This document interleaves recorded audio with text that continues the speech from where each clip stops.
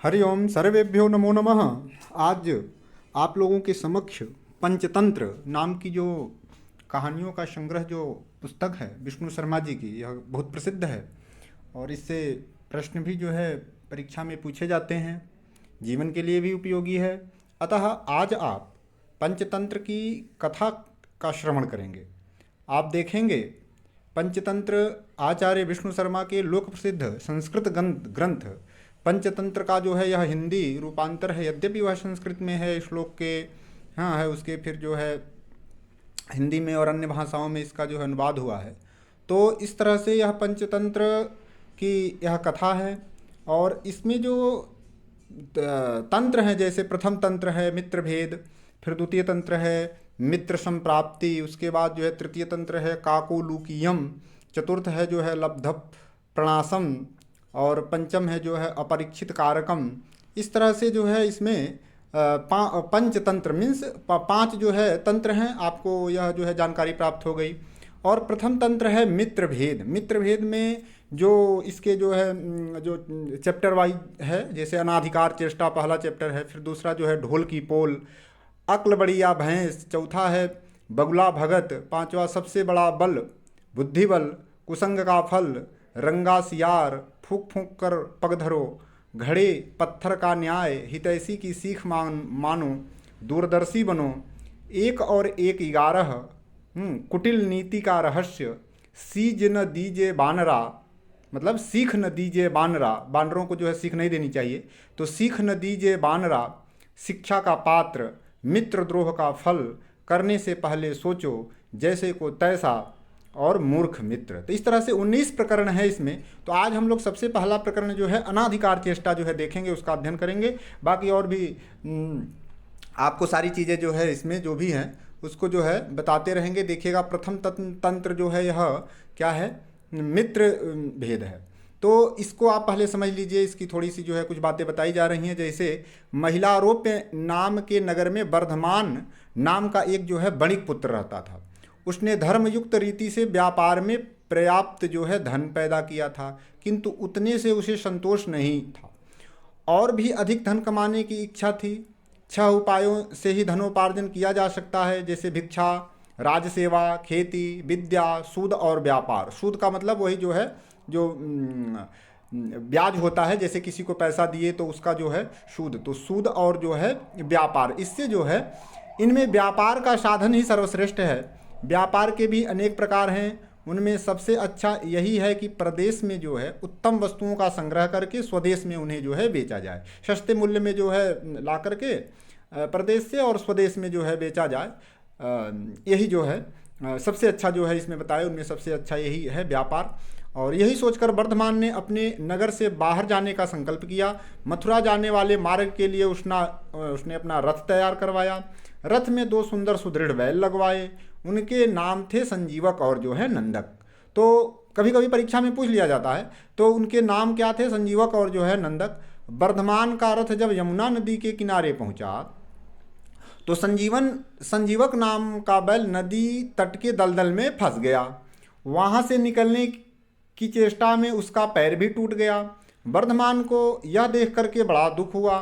3 रात उसने बैल के स्वस्थ होने की प्रतीक्षा की। यही वर्धमान जो है जो जा रहा था व्यापार की इच्छा से, तो स्वस्थ होने की प्रतीक्षा की। बाद में उसके सारथी ने कहा कि इस वन में अनेक हिंसक जंतु रहते हैं, यहाँ उनसे बचाव का कोई उपाय नहीं है।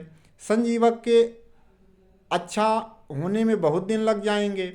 इतने दिन यहाँ रहकर प्राणों का संकट नहीं उठाया जा सकता। इस बैल के लिए अपने जीवन को मृत्यु के मुख में क्यों डालते हैं। तब वर्धमान ने संजीवक की रखवाली के लिए एक रक्षक रखकर आगे प्रस्थान किया। रक्षकों ने भी जब देखा कि जंगल अनेक शेर बाघ चितों से भरा पड़ा है, तो वे भी 2 दिन बाद ही वहां से प्राण बचा करके भाग गए और वर्धमान के सामने यह झूठ बोल दिया, स्वामी संजीवक तो मर गया, हमने उसका दाह संस्कार कर दिया। वर्धमान यह सुनकर के बड़ा दुखी हुआ, किंतु अब कोई उपाय न था। इधर संजीवक यमुना तट की शीतल वायु के सेवन से कुछ स्वस्थ हो गया। कौन? संजीवक, जिसका पैर टूटा था, बैल है ये। नदी के किनारे की दूब का अग्रभाग पशुओं के लिए बहुत लाभकारी होता है। उसे निरंतर खाने के बाद वह खूब जो है स्वस्थ हो गया, मांसल हो गया, हृष्ट पुष्ट हो गया। दिन भर नदी के किनारों की को सींगों से हाँ पाटना और मदमत्त होकर के गरजते हुए किनारों की झाड़ियों में सिंग उलझा उलझा कर खेलना ही उसका काम था। भाई खाएगा तो कुछ उसको पचाना ही है, तो पचाने का भी उसको जो है वहाँ जंगल में संसाधन सब मिल गया, खेल रहा है। एक दिन उसी यमुना तट पर पिंगल नाम का शेर पानी पीने आया। वहाँ उसने दूर से ही संजीवक की गंभीर हुंकार सुनी। उसने अब उसकी हुंकार सुन करके वह भयभीत सा हो सिमट कर झाड़ियों में जा छिपा। संजीवक वहाँ पर दहाड़ने लगा एकदम। शेर के साथ दो गीदड़ भी थे, करकट और जो है दमनक। ये दोनों सदा शेर के पीछे पीछे रहते थे। उन्होंने जब अपने स्वामी को भयभीत देखा तो आश्चर्य में डूब गए। वन के स्वामी का इस तरह भयातुर होना सचमुच बड़े अचंभे की बात थी। आज तक पिंगलक कभी इस तरह भयभीत नहीं हुआ था।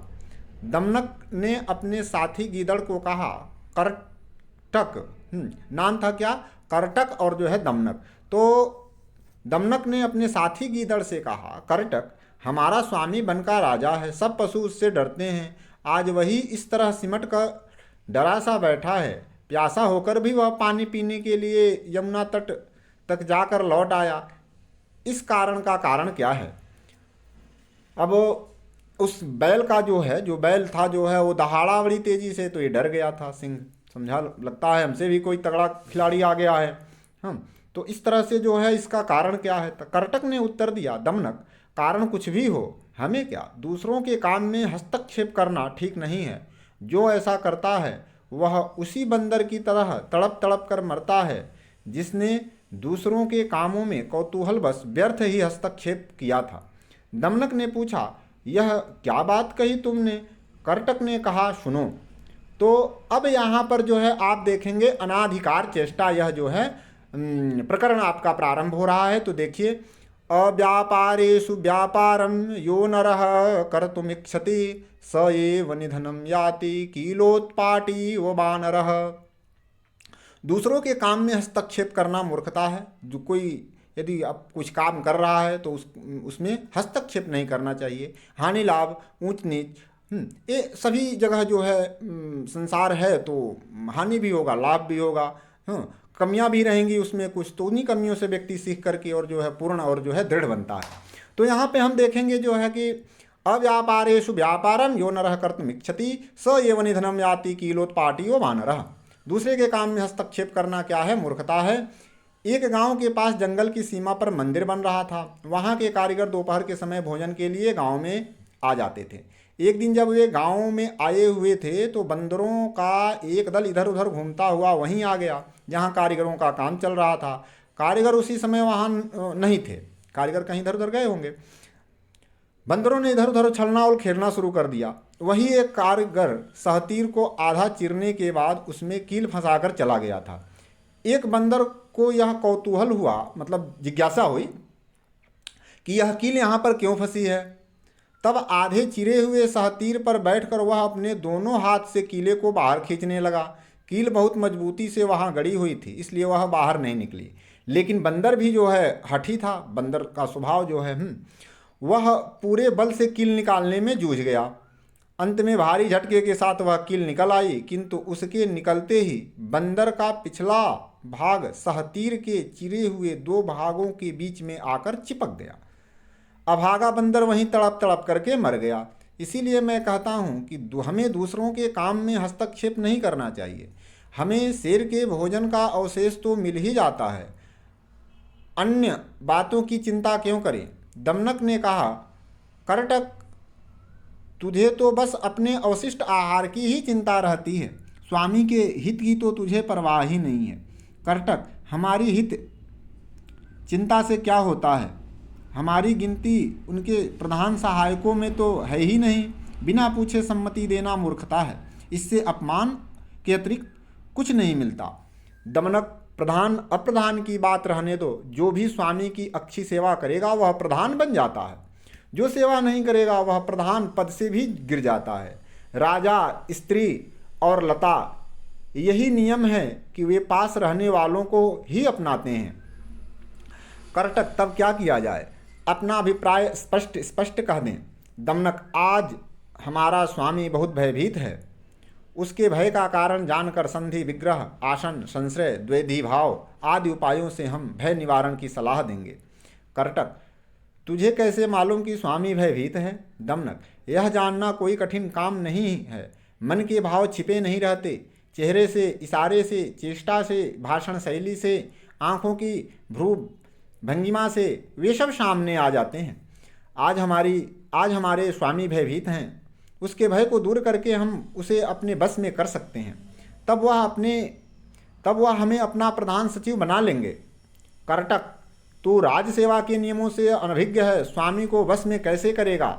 दमनक, मैंने तो बचपन में अपने पिता के संग खेलते खेलते राज सेवा का पाठ पढ़ लिया था। राज सेवा स्वयं एक कला है, मैं उस कला में प्रवीण हूँ। यह कहकर दमनक ने राज सेवा के नियमों का निर्देश किया।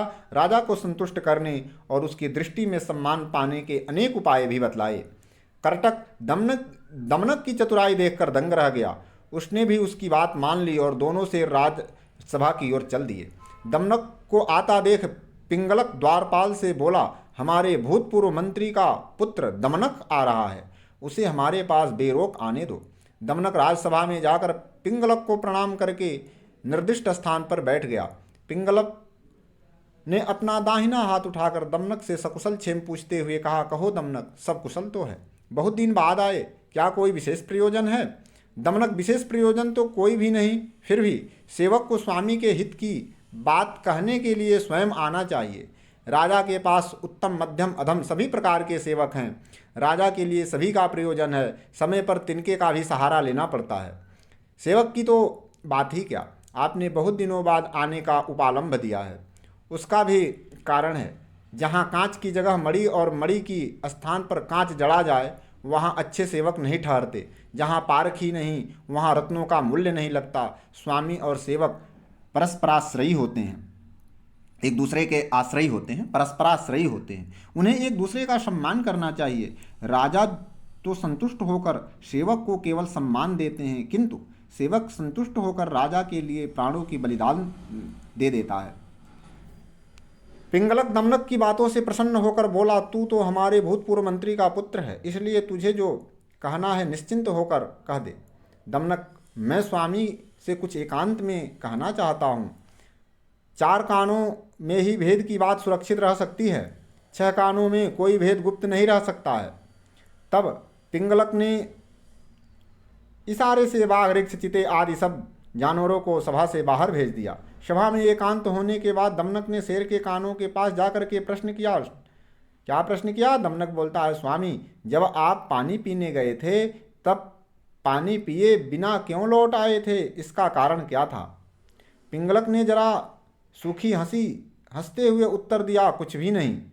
दमनक, देव, यदि यह बात कहने योग्य नहीं है तो मत कहिए। सभी बातें कहने योग्य नहीं होती हैं। कुछ बातें अपनी स्त्री से भी छिपाने योग्य होती हैं, कुछ पुत्रों से भी छिपा ली जाती हैं। बहुत अनुरोध पर भी ये बातें नहीं कही जाती।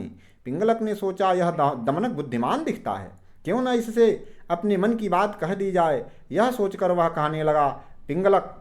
दमनक दूर से ही वह हुंकार की आवाज़ आ रही थी। पिंगलक जो सिंह था तो वो बोला, दमनक, दूर से ही एक हुंकार की आवाज़ आ रही थी, उसे तुम सुनते हो? दमनक, सुनता हूँ स्वामी, उससे क्या हुआ? पिंगलक, दमनक, मैं इस वन से चले जाने की बात सोच रहा हूँ। दमनक, किस लिए भगवान? पिंगलक, इसलिए कि इस वन में यह कोई दूसरा बलशाली जानवर आ गया है, उसी का यह भयंकर घोर गर्जन है। अपनी आवाज़ की तरह वह स्वयं भी इतना ही भयंकर होगा, उसका पराक्रम भी इतना ही भयानक होगा। दमनक, स्वामी, ऊंचे शब्द मात्र से भय करना युक्ति युक्त नहीं है। ऊंचे शब्द तो अनेक प्रकार के होते हैं। भेरी, मृदंग, पटह, शंख, काहल आदि अनेक वाद्य हैं। जिसकी आवाज़ बहुत ऊंची होती है उनसे कौन डरता है? यह जंगल आपके पूर्वजों के समय का है, वे यही राज्य करते रहे हैं। इसे इस तरह छोड़कर जाना ठीक नहीं। ढोल भी कितने जोर से बजता है। गोमायु को उसके अंदर जाकर ही पता लगा कि वह अंदर से खाली था। पिंगलक ने कहा, गोमायु की कहानी कैसी है? दमनक ने तब कहा, ध्यान से सुनिए।